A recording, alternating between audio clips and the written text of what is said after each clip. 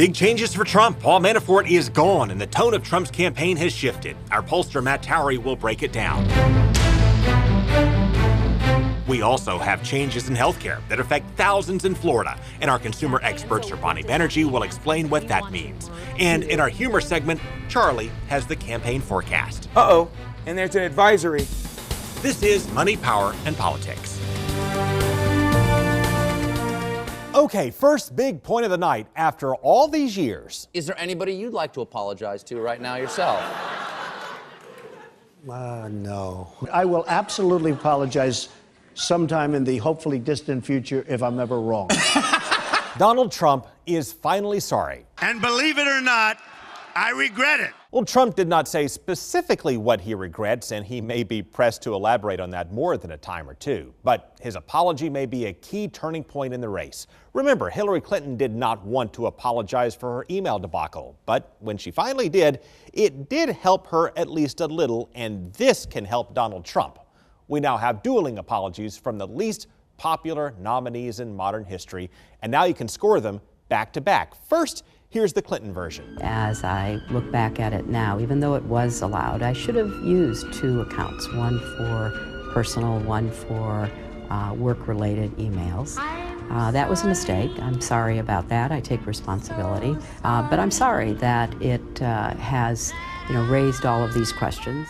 And now here's Trump's rendition. I'm sorry. Sometimes, in the heat of debate and speaking on a multitude of issues, you don't choose the right words or you say the wrong thing.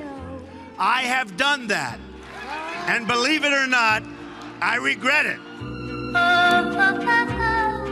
Well, Trump's son Eric says he likes the new Trump. And that's the next big point. Trump's campaign shakeup can, in fact, reset the race. We can now call it officially a shakeup because the former campaign leader, Paul Manafort, has quit. And Trump's new manager and CEO are certainly calling the shots now.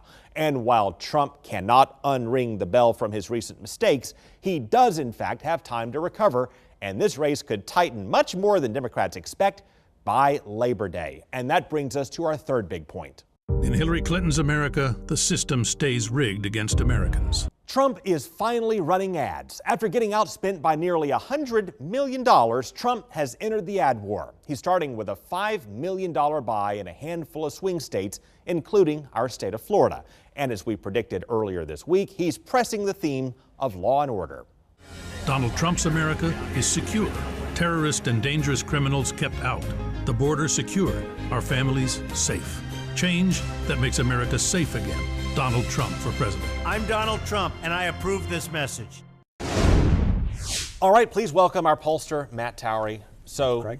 Donald Trump is investing nearly $5 million for a start in Florida, 3 other battleground states. How far will that dollar go in a state like Florida of 19 million people, and how much can advertising move the needle at this point?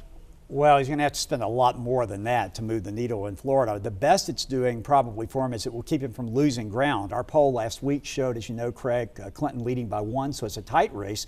But Trump has had some bad weeks. And so in order to get this changed, he's got to be on the air countering her ads, because anybody who lives in our area knows that Hillary Clinton is on the air and other groups that support her. And they've had some very effective ads. I think these are much better ads, by the way, than those that ran against Donald Trump during that primary where they were just scattered all over the place and really became sort of crowd noise. Matt, glad we have you. Thank you so much. Absolutely. We have state-by-state breakdowns on our YouTube channel. Search for Craig Patrick's Money, Power, and Politics and click subscribe. You can also watch our humor segments, from Political Squares to Judge Marissa to Charley Reads the Mail, which brings us to this week's Charley Reads the Mail. Oh, well, hello there, Money, Power, Politics audience. Charley Belcher here. If you were with us last week, you saw me delivering the Fox 13 inner office mail. Well, management has told me never to do that again. Oh well, fun while it lasted. However, Craig Patrick does want me to continue to answer your emails to our mppmailbag@yahoo.com email address. So keep those emails coming, and I will do my due diligence to respond. Here we go this week. Ralph says, I now look at Charley Belcher as Gulliver from Gulliver's Travels. I'm not sure what you mean there, Ralph. What, I'm big? I'm huge? Larger than life? Accurate. Let's see. Joyce Grady says, I'm so glad I can depend on Fox 13 for an honest, fair report. Yes, you can. Count on us. Let's see. Papito Fierro says, you two crack me up. At first I thought he was talking about Clinton and Trump, but now that I think about it, he might be talking about me and Craig. Oh, look at this, the Roy Leap Weather Center. Oh man, this is fantastic. Such a cool place inside there. You know, we've got some of the best meteorologists anywhere here at Fox 13 and some of the most sophisticated equipment in there. It's meteorologist Jim Weber. How you doing? Good, how are you? Good, heading out to the studio. Oh. Do me a favor, don't let anybody in there. No, nobody goes in. Thanks. Nobody. Nope, nobody goes in here. Wow, look at all this equipment. No wonder Fox 13 is the best place to get your most accurate weather forecast.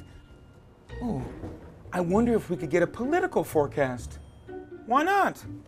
Not supposed to touch the equipment, but nobody's in here, so if I put in Hillary Clinton, Donald Trump, enter, print. Let's see what happens. I hear something printing. Ha-ha! It worked! I've got a political forecast. Uh-oh, and there's an advisory. Hurricane Hillary is forming in battleground states while Hurricane Trump is moving quickly along the eastern seaboard. There's a 75% chance of blustery winds, 90% chance of mud, that'll be perfect for slinging, 10% chance of sunny dispositions. Lots of thunder to be expected with very little enlightening. Whether Hurricane Hillary or Hurricane Trump would do more damage will ultimately be up to the voters to decide. Well, there you go. There's your forecast. Oh, somebody's coming.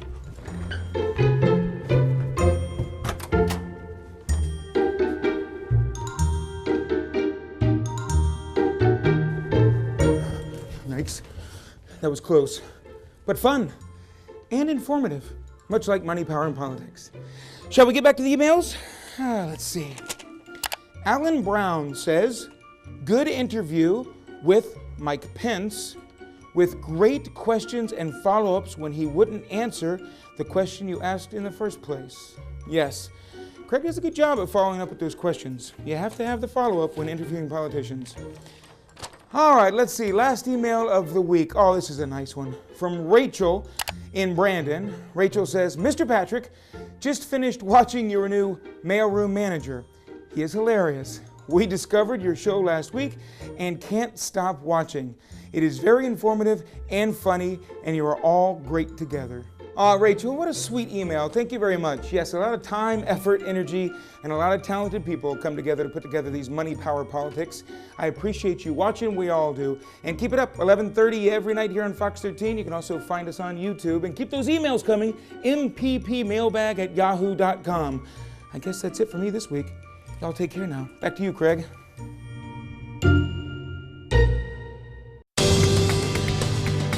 Coming up, we'll try to explain federal health care reform to kids. But even the people who passed it were rather confused. I think it's very confusing. Then we'll take a very serious look at changes to Obamacare. Sorboni is back to show us what it means for families in Tampa Bay.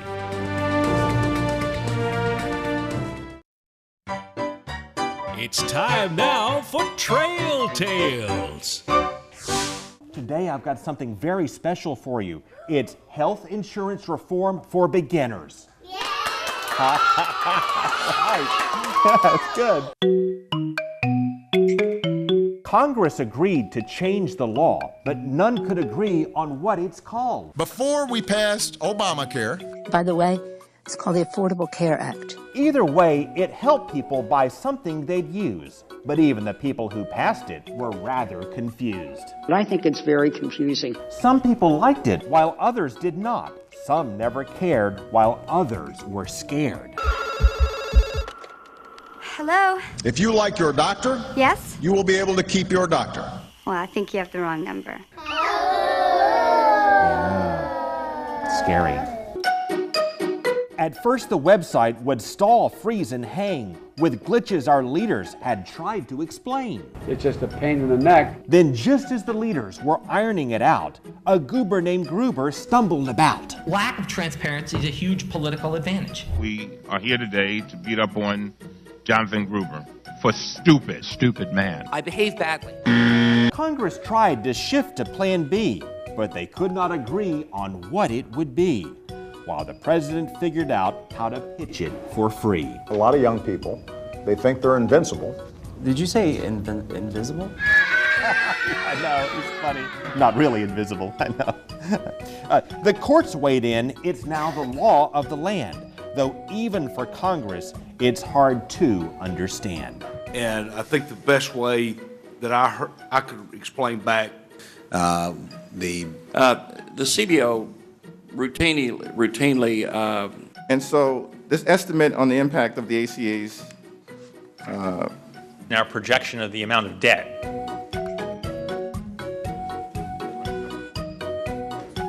I'm having a hard time understanding how that could possibly make sense. The end. Yeah, so that's our satirical look at Obamacare. And we put together that parody to put some of the history and issues and problems in context. But tonight, we also have to take a serious look at the healthcare system, because we also have some more big changes to talk about, which raise questions about the future. Insurance giant Aetna is pulling out of healthcare.gov here in Florida and elsewhere. And our consumer expert, Sorboni Banerjee, is here to explain why and what it means for us.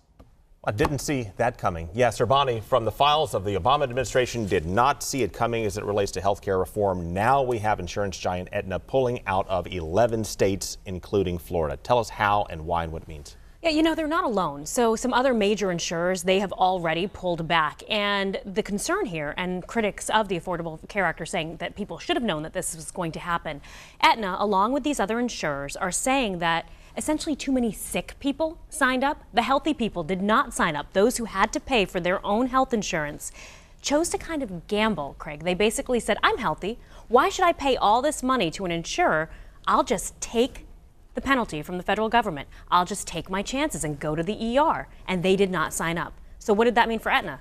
Well, it meant rising costs. Exactly. And for the administration that assumed that 20-somethings would rush out and purchase this health care when many of them feel invincible and don't see the need, well, then the insurers would say you don't get a financial actuarial base to meet their needs. And with this, they start pulling out. Right, exactly. And so what does that mean then for the people who do need to buy their own health care at this point? It means less choices. So then it's an essential, it's the old case of supply and demand. Now we have fewer insurers who are available on the exchange, which open enrollment is the week before the election. So when people go to pick their insurance, guess what? We could see costs as high in some states, 17%. They're talking as high as 60% compared to this time last year with the open enrollment. Now you have Aetna drawing some scrutiny as well, because there's a letter from the CEO stating that there may have been some connection between a merger that was denied by DOJ. But nevertheless, the fact remains, they say they're losing money because older, sicker people were buying into the system in greater proportions than younger, healthier people. So more money going out drives out insurers, and in effect, with less competition, your prices as an individual go up, do they not? Right, and that's exactly what happens. And so what Aetna said is they sent out a letter. They said, we want to merge with Humana. That is what's going to bail us out. That's what's going to save us. The Department of Justice said, no, we're not going to let that happen. And sure enough, Aetna said, well, then we're gone. We're gone from 11 states. We're gone from 11 states, including Florida. So there was some talk as to whether that was just a, see, we told you so, you didn't give us our way. But their argument is, no, it's not that. We simply could not stay afloat paying for all of these sick people. Sorboni, thank you so much for joining us. Anytime. Coming up, Evan investigates a mystery that leads from a Hillsborough County school to one of the worst presidents in our history.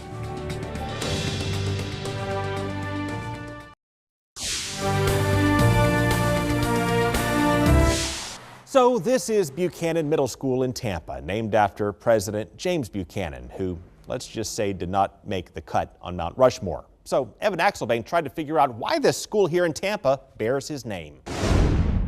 James Buchanan of Pennsylvania, elected our 15th president in 1856, is certainly no Washington, Lincoln, or Kennedy. No, James Buchanan is, according to a new book, the worst president ever. His character flaw was mostly that he didn't have an idea of what to do. It's a reputation earned by his support for the Fugitive Slave Act and failure to avert the Civil War.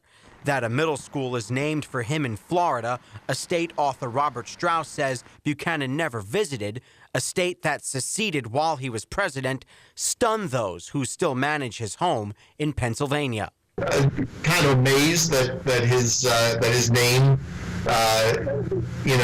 has been used as far afield as that. Nationwide, we found 29 schools are named for James Buchanan. 16 are in counties or towns named while he was president or for contributions he made as a senator. 6 are in districts that mostly name schools for presidents. 5 are in his home state of Pennsylvania. 1 in L.A. is on a street next to a Lincoln who directly followed Buchanan into office. The only one that defies easy explanation, the one in Tampa. From looking at our research and looking at our board minutes, there's nothing in the board minutes that would say why they named it for Buchanan. Indeed, the district showed us Harry Potter-like books that hold the minutes from the 1961 meeting when the school was named. There is no explanation as to why board member Frank Henderson made the motion, other than he also named a school for Martin Van Buren, another relatively obscure president. It seems to follow in line at the tradition at the time that schools in Hillsborough County were named for presidents or notable figures in history. So does Buchanan deserve the honor? Even Robert Strauss says as one of 43 presidents, they deserve to be remembered. Learn from Buchanan's mistakes. Indeed, Buchanan is so written to the back pages of history that he isn't even symbolic of failure. In this case, a name. They teach him in school at all? No. Really is just a name. James Buchanan lives on. Again, subscribe to our YouTube channel for more perspective. That's Craig Patrick's Money, Power, and Politics on YouTube. We have extended interviews and investigations. Coming up, Dr. Larry Sabato weighs in on Trump's challenge and his pivot in message and tone. The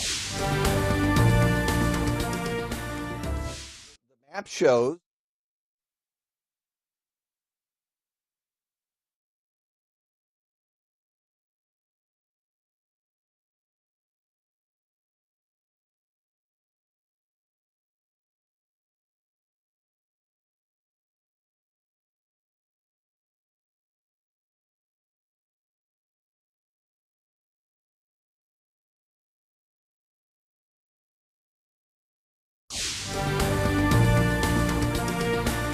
Well, the map shows that Hillary Clinton is the clear frontrunner. She has 348 electoral votes right now. Donald Trump has 190.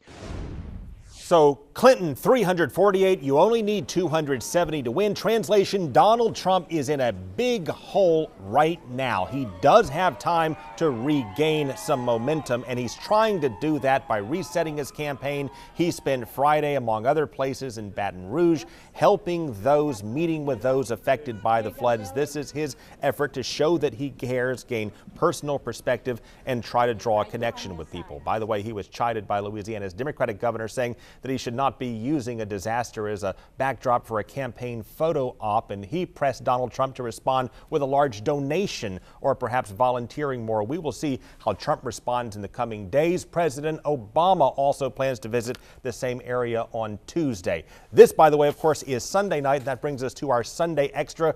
Focus tonight on campaign shenanigans all across the country and here in Florida. But tonight, we're going to show you something very interesting happening in the Boston area with Christine McCarthy. They have total disregard for other people's rights. 3 times now, Michael Liotta's Trump signs have been stolen right out of his Walpole front yard. But it makes me sick that there are people that would do this. But the latest incident, the one on Tuesday night. Oh yeah, this is becoming a duel of sorts. That one was different. It was personal. He's going to outsmart me. Well, I'm tired of it. The third sign was snatched from his tall oak tree nearly 11 feet up. I don't see how you could climb that tree without a ladder. Took me a ladder to get up there. You see how big around that tree is? And left in place of the sign? Stuck right on the tree with a nail. Yeah. Saw a piece of paper flapping, and I said, the sign's gone. What does this thing say? Addressed to Mr. and/or Mrs. Trump supporter, the thief proudly takes responsibility for the crime and resorts to insults. People of your kind are in fact the most dim-witted, low-level simpletons that any well-developed nation has to offer. The letter concludes with a threat to steal the next sign. Not even a Great Wall will stop me. It's signed only with an initial. Signed S. There you go. Walpole Republican Town Committee Chairman Vic Senna says this is the most unusual in a string of Trump sign thefts across town. They stole 5 signs off of my front lawn, one after the other. But he keeps providing Liotta with new signs, and Liotta keeps putting them up, each time a little higher. No, my ladder goes up a few more feet. We'll try it again if we have to. Oh, they should not be doing that. Don't steal the signs. We have a lot of ground to cover next week, starting on Monday, of course. August 30th is a critical primary here in the state of Florida, so we're going to focus on the candidates, on the races, and how they match up. Also, we have for our final battle of Tampa Bay, Mayors Bob Buckhorn and Rick Kreisman will be back for their 4th and final edition of Political Squares. You do not want to miss that on Monday night. Of course, check out our YouTube channel as well. That's Craig Patrick's Money, Power on Politics on YouTube. You can catch up on prior shows you may have missed, as well as extended interviews and also humor and parody segments dating all the way back to November. That's our show for tonight. We will see you again on Monday night. Take care.